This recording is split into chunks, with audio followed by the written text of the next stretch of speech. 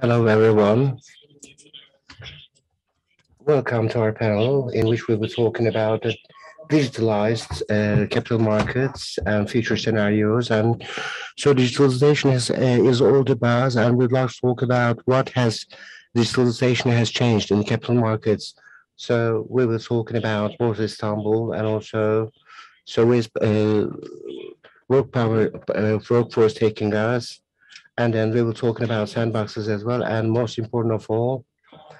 And we were talking about certain algorithm and also chatbots and AI, and we were talking about digital literacy and also gamification as well, which are some words we keep talking about. And before giving the floor to our panelists, I'd like to take a look at the evolution of Borsa Istanbul.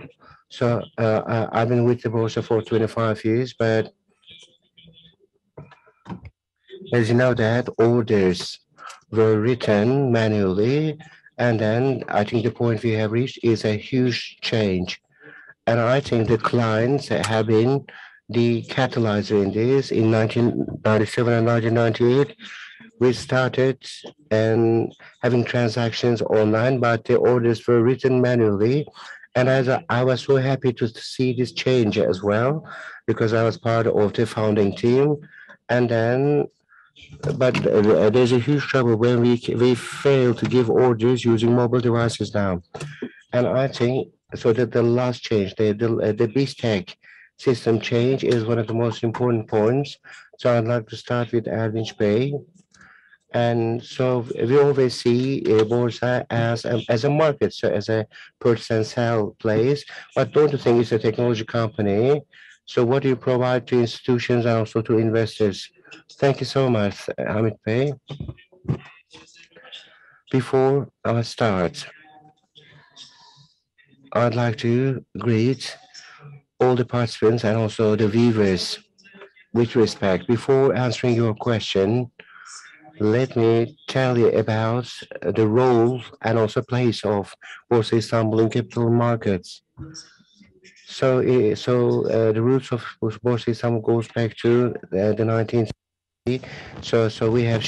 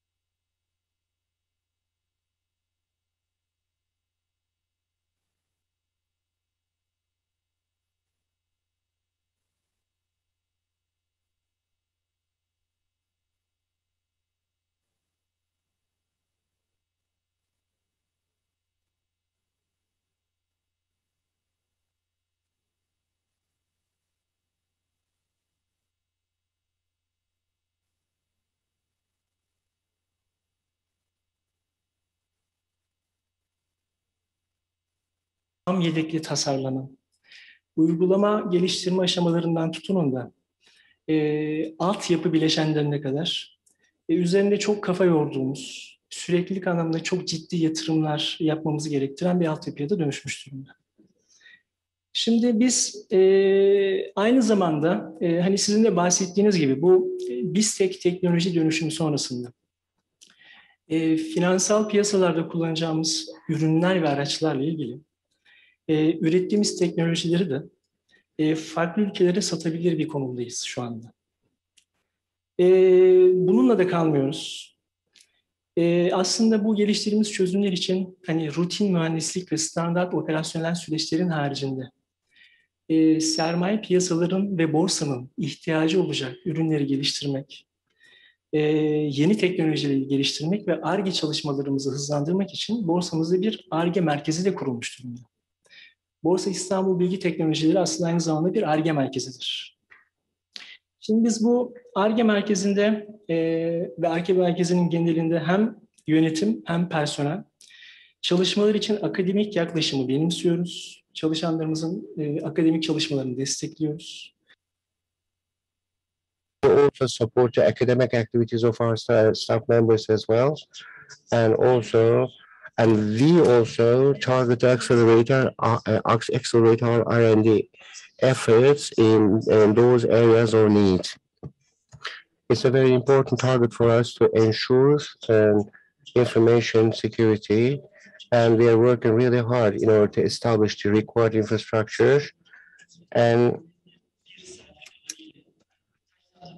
we're about to crown our efforts. So we've undergone a very successful auditing process, and as you just mentioned, yes, we're assigned with the task of operating the capital markets. But in order to operate these markets in a continuous way, we work technology very intensely, and we keep working uninterruptedly. And thank you for explaining the point Borsa Istanbul has reached. And so perhaps it's a technology company as well because you're providing technology, and so the technological infrastructure has to be up 24/7. And you have touched upon a very nice points, and you also talked about exporting this technology to other companies as well. So we have BizTech, and this could be a very good expansion. And so I'd like to turn to Cembe, and we said that Borsa Istanbul is a tech company, and you are part of a tech company as well. And in terms of employment and workforce, and so where do you think we're headed? So the digital transformation and technological change is deeply affecting the entire world, but also the capital markets as well. So capital markets is a place where technology can directly make money. So we need to see the extreme examples of technology. If you look at the past, if you look at the trends which have brought us to this point, maybe we can interpret the change better. And so we had two very important breakdowns. One of them is the internet, and the second one is the smart mobile devices. One of them made it possible for us to access the entire world.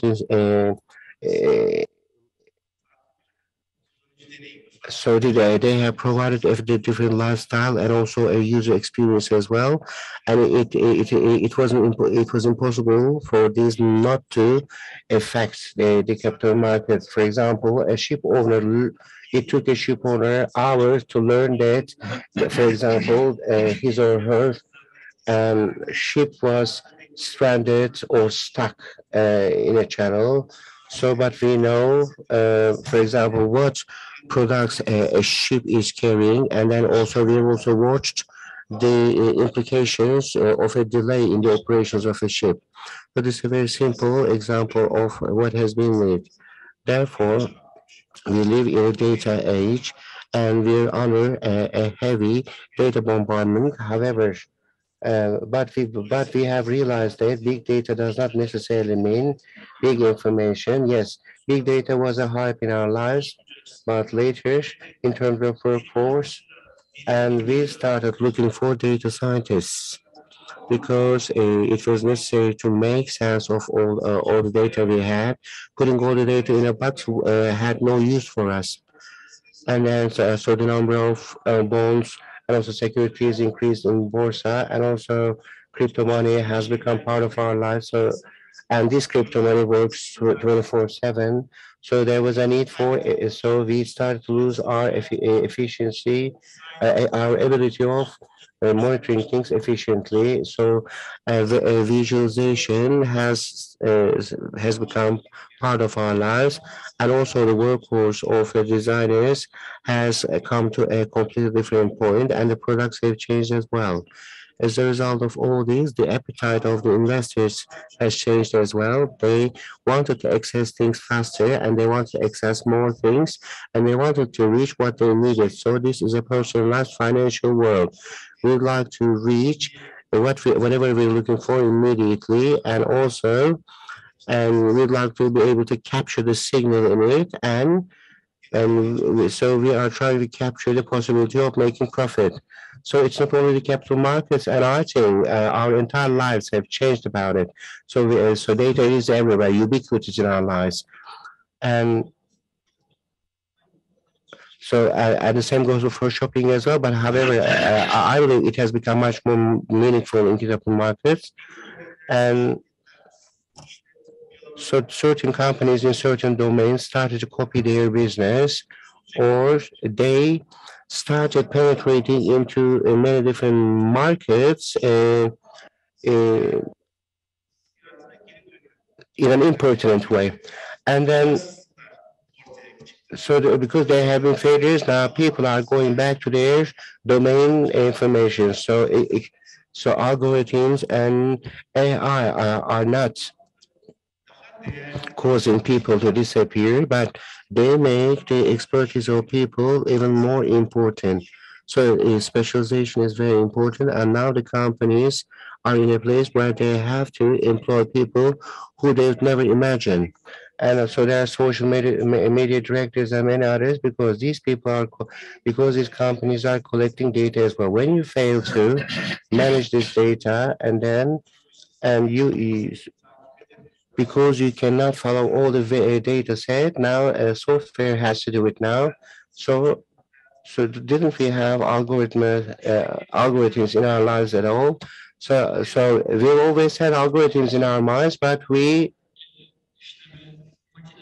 uh, so what were the first algorithms? So, for example, when a share is 5 liras, then I'll buy it. So it's an algorithm, and technical analysis is very strong in Turkey as well. And then we started systemizing the indicators of this, and also we wanted to be smarter because we wanted to monitor data better, and we wanted to be faster as well. In the first phase, we couldn't be fast and smart at the same time, and also arbitrage algorithms, and also the other sides chose to be smarter, and robo advisory and robots have also become part of our lives as well. Because we're talking about the future, my expectation is,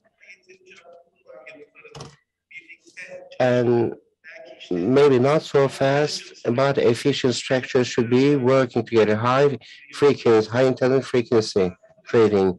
So I believe that somewhat slower but smart systems will be working together in the future. So it is impossible to think this digital literacy or technological literacy imposes additional awards and also burdens on people. For example, the Twitter account of a news channel was hacked. So they had big problems, and also cybersecurity is a very important concept in our lives as well, because you're asking questions about workforce. But in addition to all this, people So people are talking about metaverse as well. So you have your own icons, your own agents, and also, and so you have a digital identity as well. A new world is being designed accordingly, and financial world will not be exempt from this.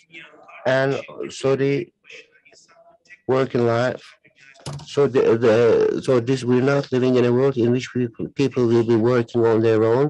So and I think in the future there's and so there'll be competition together, and also people will be acting together as an ecosystem, and we were talking about international competition as well. And I believe that this is how the markets and the workforce will be shaped. Değişik kavramlar geliyor hayatımıza, işte metaverse. Es gibt jetzt neue, there are no new terms now like the metaverse or different subjects. There are new words and there's a new lingo, but maybe we can talk about this also in other panels. So I want to talk about the new technologies. What are they going to change in the future scenario of finance? Mr. Oğuzhan Karakoç. Yes, I want to talk about two specific terms, central terms. One of them is from Joseph Schumpeter. He said in the 1940s, it's the creative destruction. So in a capitalist system, the companies are always in a constant loop of destruction and reorganization. And the main subject here is innovation. So new production methods, new areas of sale, and new markets. So according to Schumpeter, this new market for the new markets is not the competition because of new products or new prices. No, it's the new actors, the new technologies they use, and the innovation which comes on. This is a disruption. So these type of new technologies who can shake up the market has been talked about. Clayton Christensen, an economist in the United States, called these disruptive technologies. These disruptive technologies from past to present have many examples, and John talked about it. Internet changed all of our lives, and from retail up to trade. Each or most of the sectors have experienced a very deep change. So this is a very good example for a disruptive technology. So for capital markets or for finance markets, what is a disruptive technology? So these are the fintechs. Fintechs are the main actors and also the changing factors of finance and the digital currencies, payment systems, robo consultancy, crowdsourcing.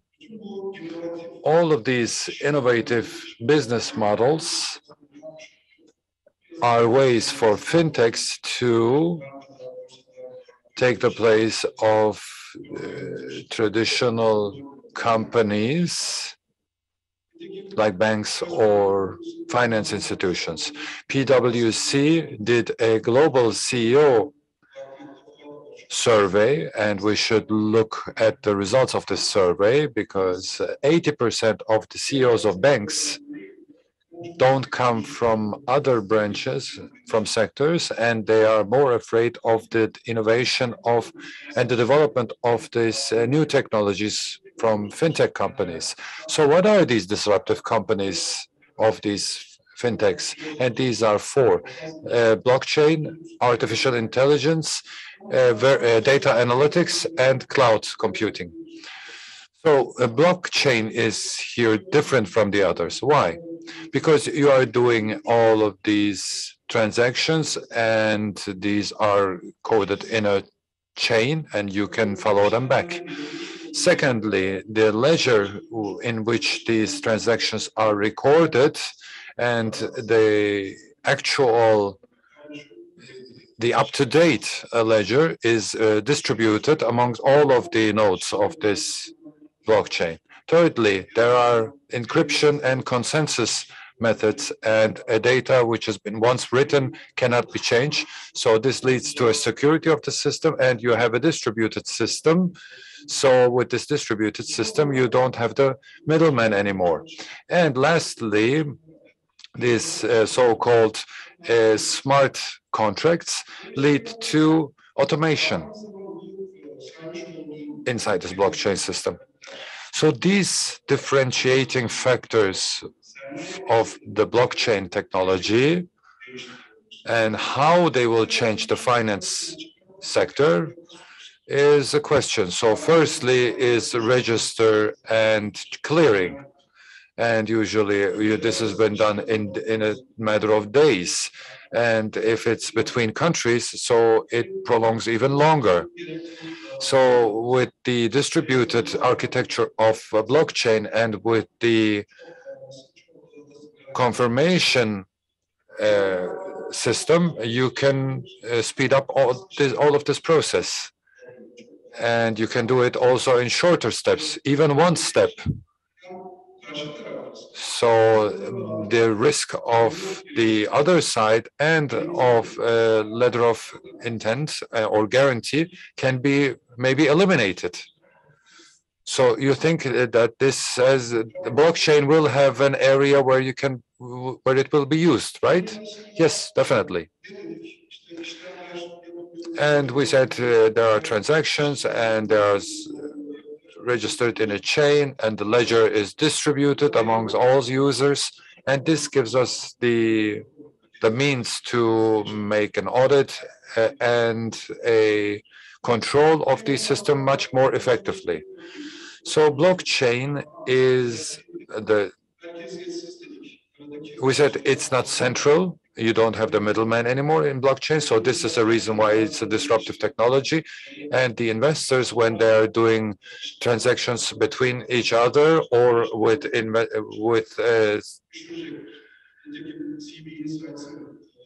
businesses, will have much less transaction fees. So when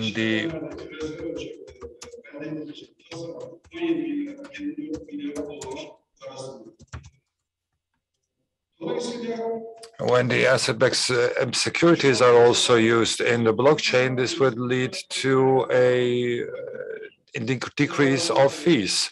And of course, there are some restrictions. One of them is the scalability, of course. Blockchains are a little bit too slow to work in large systems, and they are consuming a lot of energy. And secondly, to have an impact on our lives of the blockchain has to have a high security, and all of these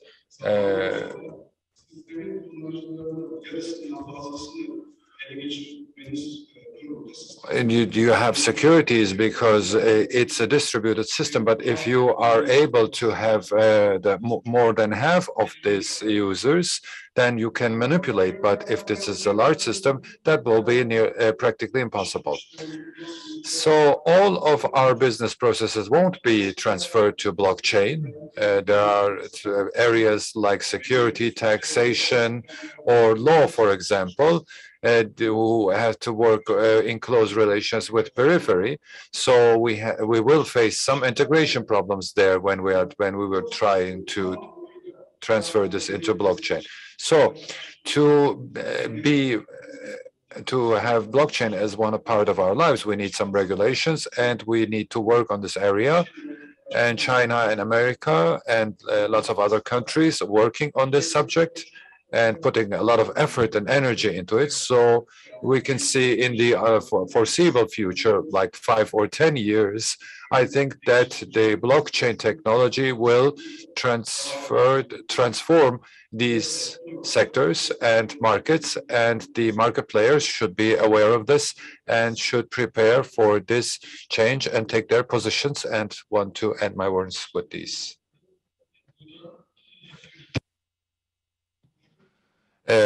What we're talking about here all the time, as I hear, is that it should be applicable.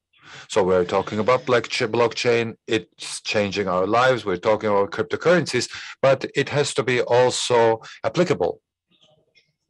And these are some examples where we can see how it will impact our lives once we reach this point.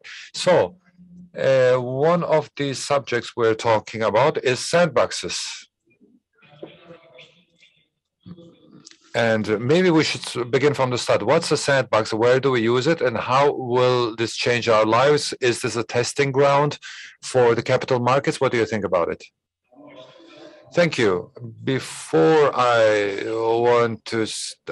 start, I want to thank my colleagues here because they took up some aspects which will be very nice for me to lead into, because Cem Tutar talked about a lot of subjects I'm going to talk about in the second round, and Erdinç Bey Oğuzhan Bey talked about fintechs. So let me put this in another way.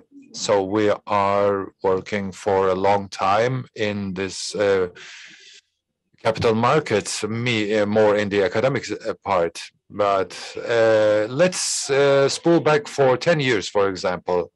I don't want to seem like a dinosaur, but between 94 and 2004, there were some, in the 90s, we had a lot of disruptive technologies. There was EFT. In 93, we had the internet. It was a time where I was writing my promotion and my thesis, and I came in contact with internet, and I wrote for 48 hours my thesis. And in 1994, then we had the GSM technology, cell phones. So 92 to 94, 2 years is a period in Turkey we lived the disruptive technologies. So we had this experience 30 years ago, and everything we are experiencing today, we are building on top of this. So when we're talking about to the young generation here, they say, oh, that's normal. They pick up their cell phones, their smartphones, and they look at it. But in the 90s, it was a whole different story because there was no internet. So all of these technology, how are we going to integrate this? There's also an integration process. Yes, we talked about a lot of things about cloud computing, cloud technologies, AI, blockchains. That's very good and nice. But the main problem here is the integration of these different aspects. And I want to look at this in two dimensions. One of them is the industrial perspective. So how can we integrate this into our company?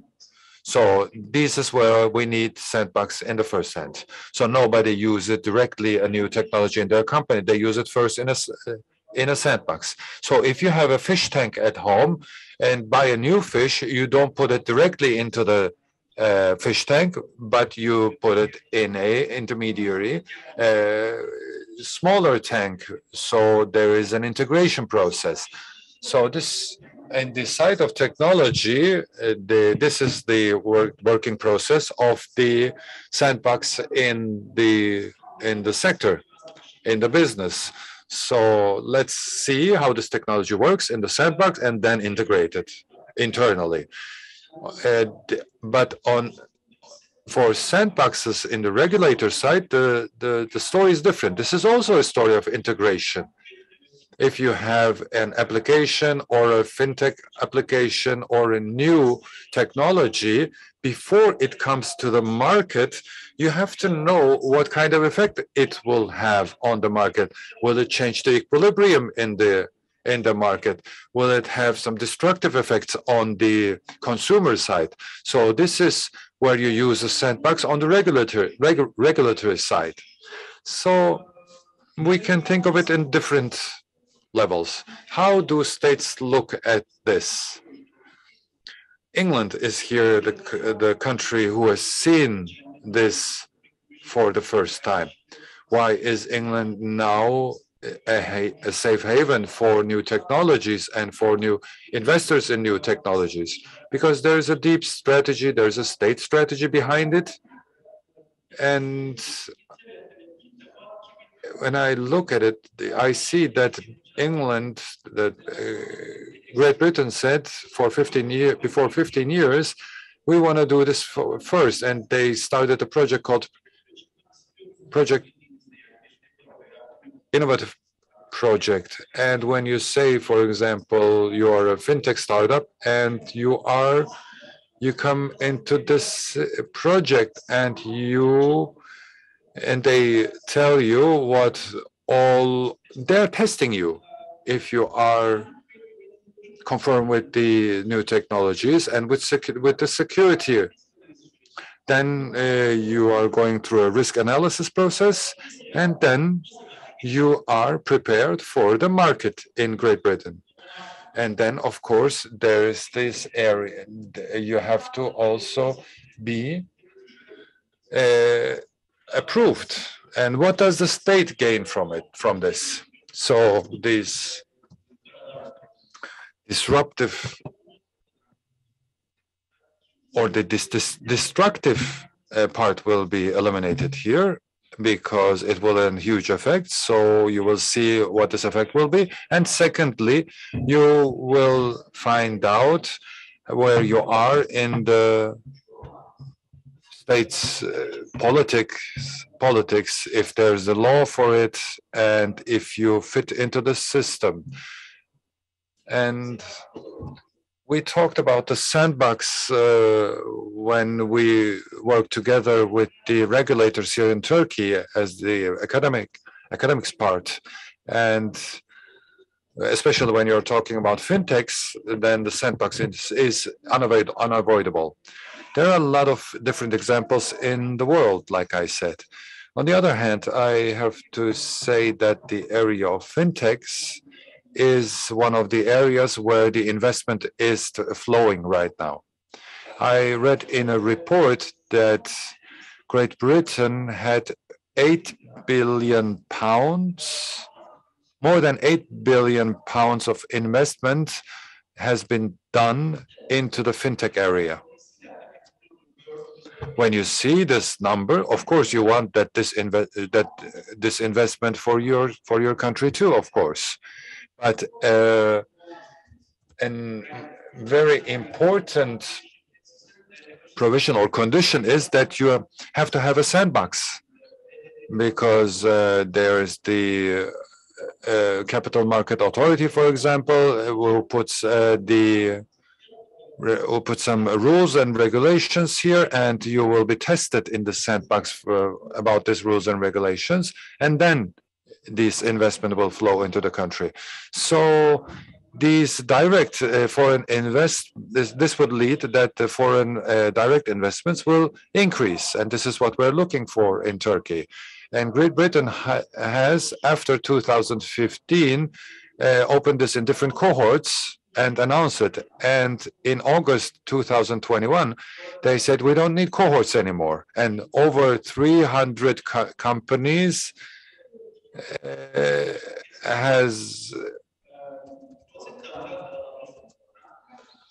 had made an offer here, and they appealed, and 140 has been taken on. So Great Britain doesn't need cohorts anymore, and they are using only the sandbox. And during the pandemic, this didn't change. And they said the cohorts are still open, but we can do it also digitally. So they use also the digital route. Because for 6 different periods, they tested how this works, and then they see that it works, and they are working on it on a digital platform now. Great. In Europe, we are seeing also deep disagreements after the Brexit, and after 2018 they started a fintech hub, and this made European Supervisory Authority, the ESA, has done it. And in Europe you have passporting, and when you have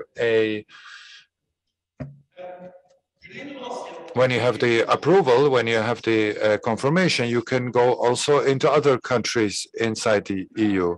In Singapore, MAS had a study. They started at the same time with Great Britain because the fintech investments go also into this area. We're talking about investments who go to China and the Far East are originating from Singapore. Hong Kong's authority is also very close, and Malaysia are more on the side of the participation banking, because when you say participation banking, of course, it's Malaysia, and Thailand comes also into the sector because they are trying to pull also the foreign direct investment because they see the applications, they learn from it, and if there is a new technology coming up, they want to be prepared to be and that's why you need to be up to date. So when you learn this, you can open new doors and new perspective for yourself. And this is also very important for Turkey. Before the central bank has took this over, the Central Authority for Banking Systems were responsible for it. We see that new developments, we are waiting for new developments for 2022. We are talking about digital banking, and we are expecting a startup for 2022. So we're sure that digital banks from abroad will come to Turkey. So we should be prepared that this can start right away, also for Turkish banks. Yes, thank you. Now I'd like to turn back to Alice once again. At the beginning, so there was 1 or 2 minutes during your speech. And that's why, could you please briefly share with us your fundamental tasks? Because there was a technical problem. This is what I hear from the comments from the viewers, and also tell us about the current vision of Borsa Istanbul, its outlook to the future, and so what do you think about intermediaries and also technological companies as well, so that we can position ourselves accordingly? I think you can hear me now. At the beginning of my speech, so let me tell you once again. So the Borsa Istanbul date back to 1873, and also we work with shares and also derivatives and also borrowing instruments, repo, and also precious mines and also stores, and we have Islamic financial products as well, and also so is supposed to be some of the place in which trading and clearing and also settlement of many commodities take place. So it is headquartered in our country, but it's a regional boursa, and also so it has become an incorporation, and with so we had the option and both the gold exchange and also the option exchange was also added to it. So it has completed this horizontal integration as well. So and also we have this central securities depository and also the settlement and clearing bank as well. So we own the majority shares of these companies as well. So we started providing all these services under a single roof. So what do we do?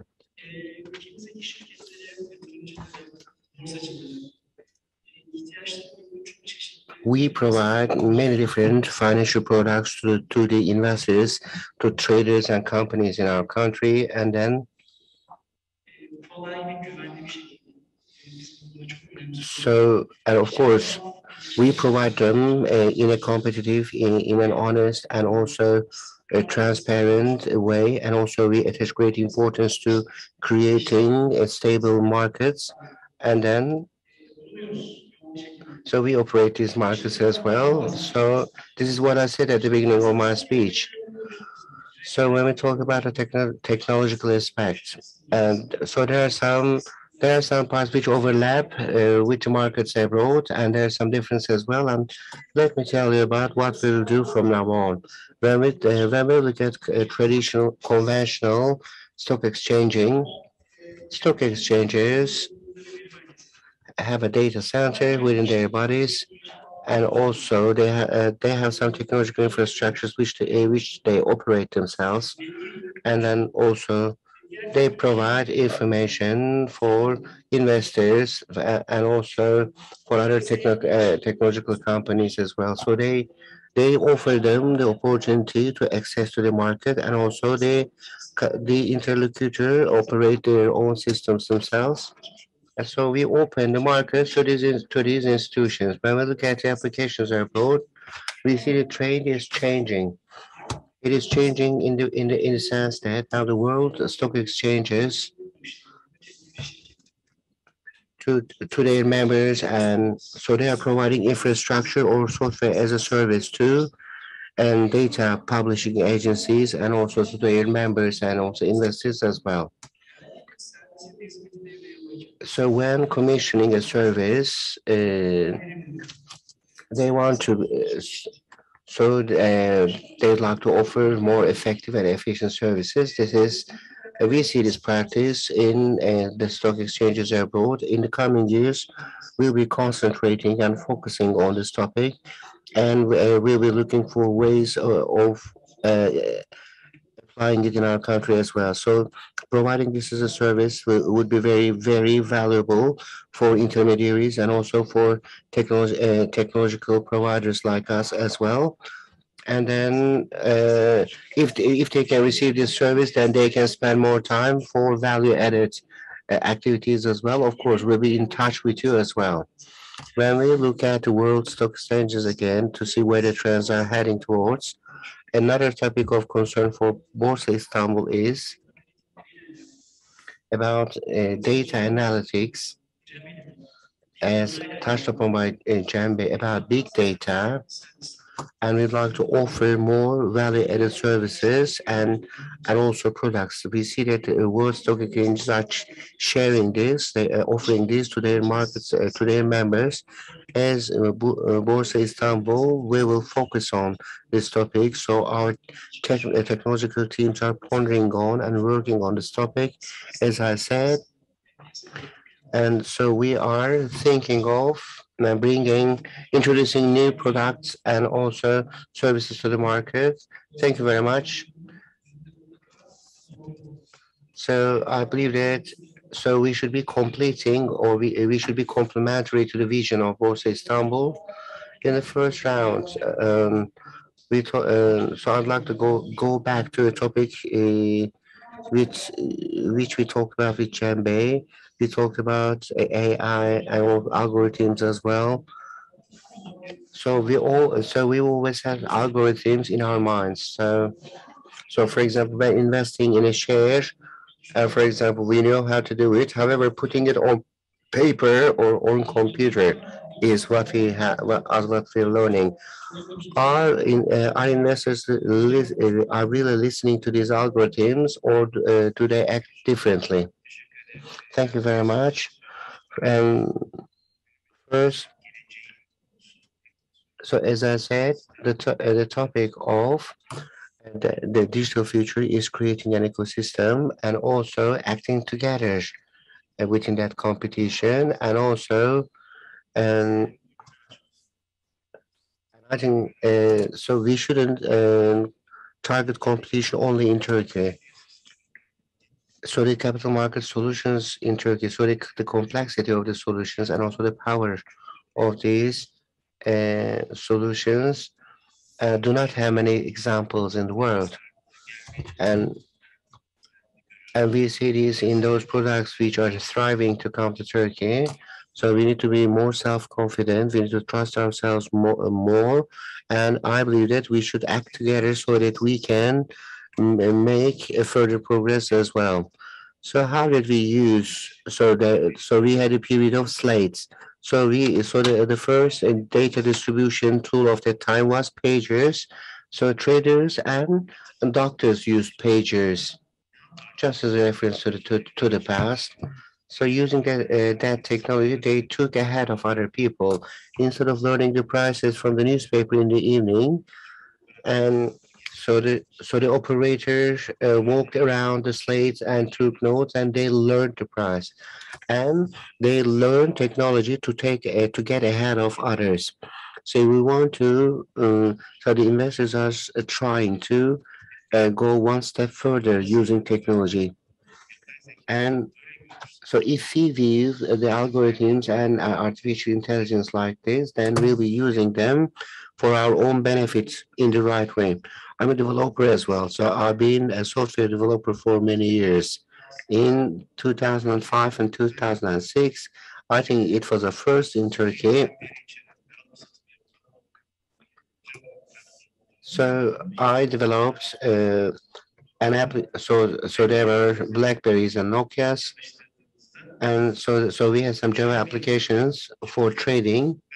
So we received a response. So people said, "I'm watching the markets on the screen all day. What am I going to do with this?" And then so the institutions saw this as showing a flag, but now they see it as their own business medium. So we need, instead of wrestling with technology, we need to use it.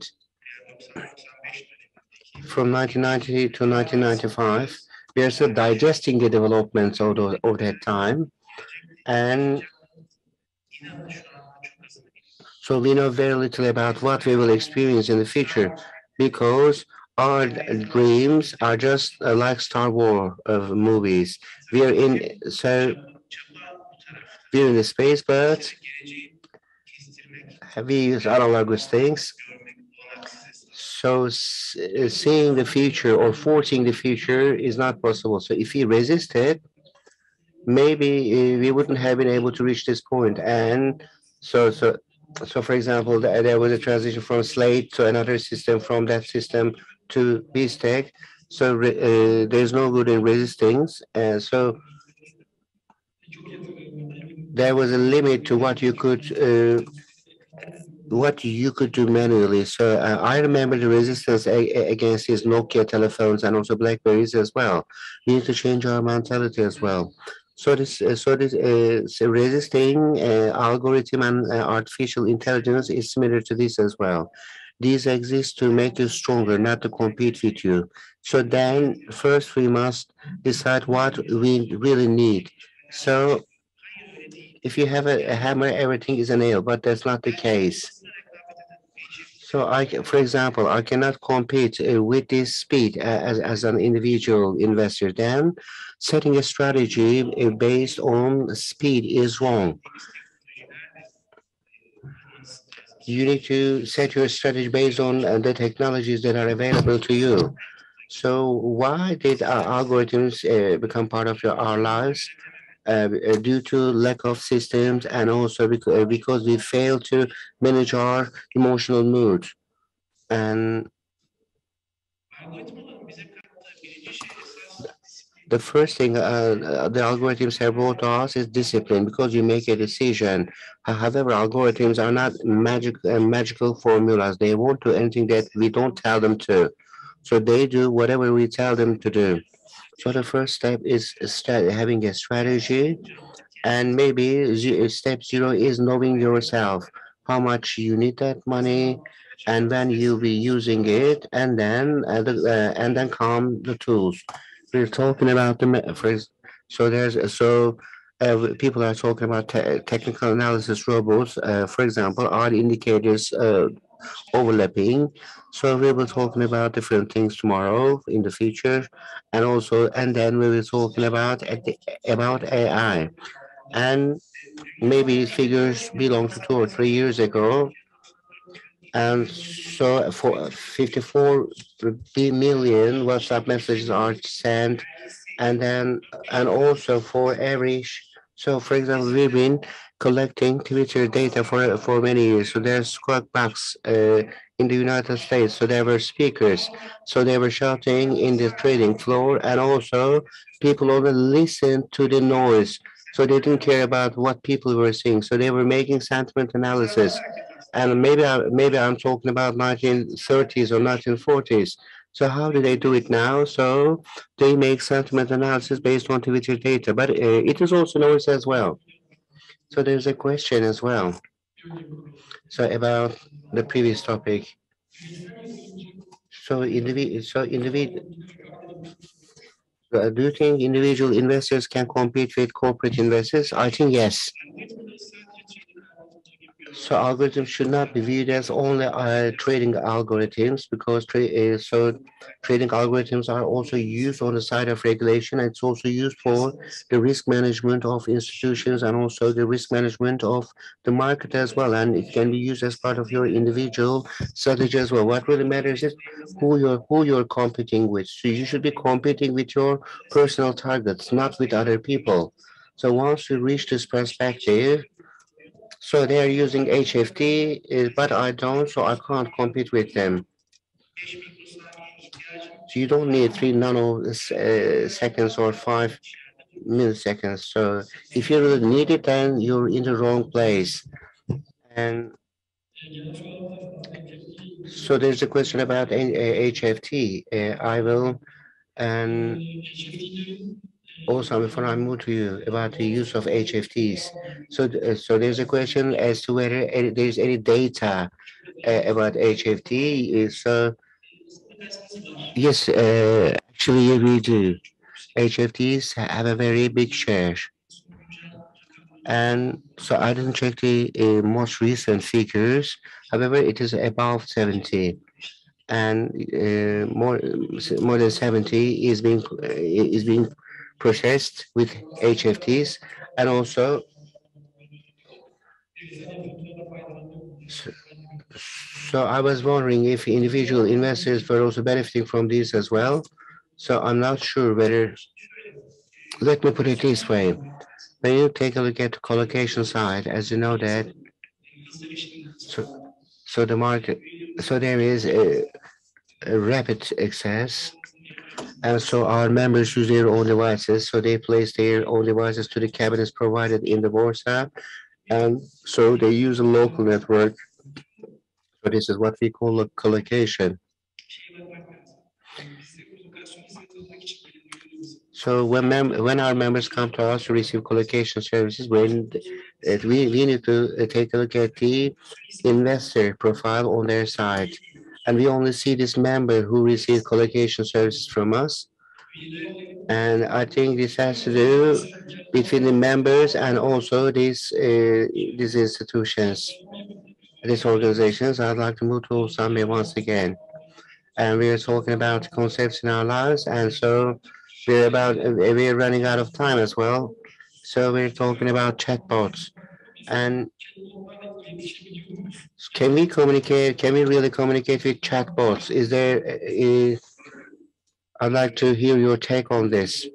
In the first round, we talked about disruptive technologies, and one of the most important of these technologies is artificial intelligence, as mentioned by Jem. And so AI has become all aspects of our lives, from energy to automotive to retail and finance.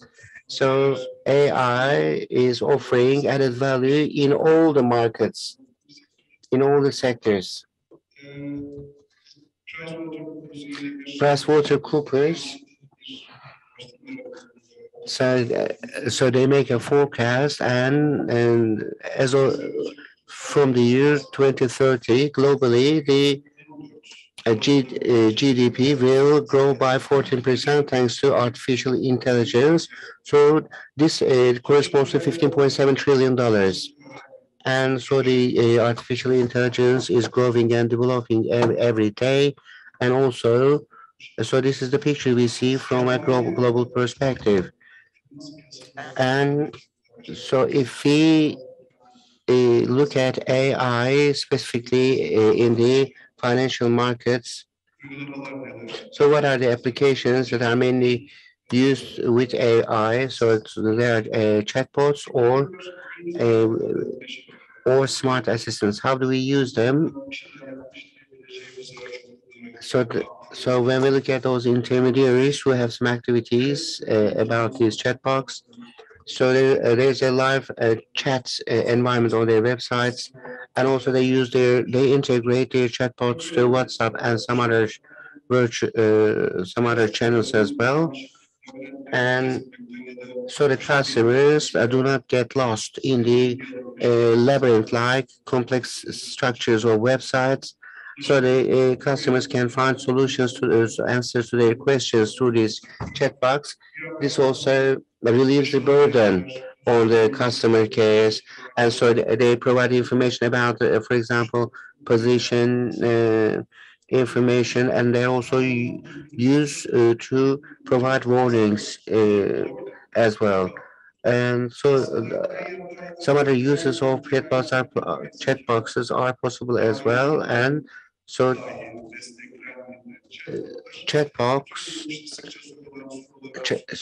can answer all the frequently asked questions, and also they can do much better even when they are supported with the most simplistic and AI algorithms.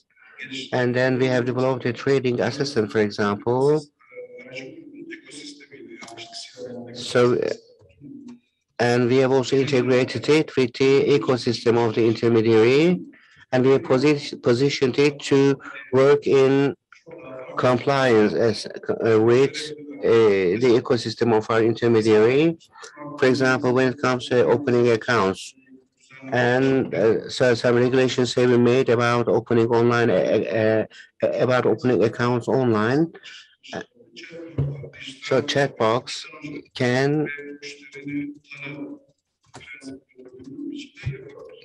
for example, manage these account openings from end to end, and based on the principle of get to know your customer.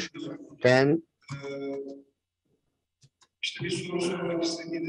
when you want to ask a question, and previously there were some, for example, checkbox can be, for example, used to answer questions received from the clients, and also some alarms can be sent, and also they can be used for conditional orders as well. So, and also chatbot can make certain analysis thanks to the AI, the artificial intelligence. So it can analyze the transactions, and also it can blend it with some market data, and it can warn the customers against certain risk. For example, on this date, at this time, this data, for example, will be announced, and this can cause some volatility. For example, in the market, would you like to close your positions? So this is the money. This is the amount of money in your balance in your account. For example, would you like to transfer some money? And also, it can warn the customers, and also I believe that it can be used in some different scenarios. And I'd like to move to Selim Hoca, a very critical topic. As you know that financial literacy is a matter of discussion in our country. So we have digital literacy on the one hand, and what is digital literacy? And game. So people are also talking about gamification. And so I consider gamification very important as a founder of a platform. I would kindly ask you to touch upon this. So let me try to summarize what I have to say. And this would be a summary of today. So there is an investor. Tarafta onun kullanacağı bir teknoloji veya bir aracı taraf var. There is a user side, and there is the intermediary, and on the other side we have the stock exchange. So this is a three-part structure, but I want to talk more about the investor, because this is where everything starts. There is the demand of the investor, otherwise it wouldn't work. So Oğuzhan made a nice introduction to the subject. The important part here is to understand the psychology of the investor correctly. So everybody wants to manage their investments correctly, of course, and most efficiently. And there are some problems because either they don't know how to do it correctly or they are afraid, so they don't go into this sector. So there is the want, they want to make an investment here, but they're afraid there. So we can call this financial literacy. So let's look at Turkey, that the financial literacy here is for long years around 10 to 15%, pretty low. So there is a huge, but we know that there's still a huge potential. So how do we unlock this potential? We have to raise the financial literacy.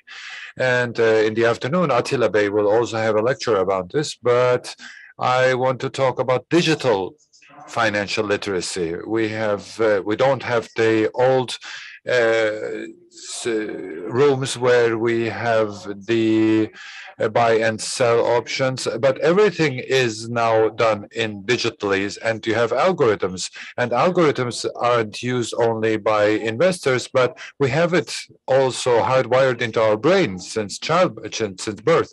So we have to give the people the opportunity to play with this idea of doing investments. We call this gamification. It's like a piloting. When you are schooling a pilot and they're working, they're learning how to fly, but you don't give them $1 million plane, but you put them in the simulator. So this is something similar. We have to give the investors or potential investors an environment where they can test their abilities.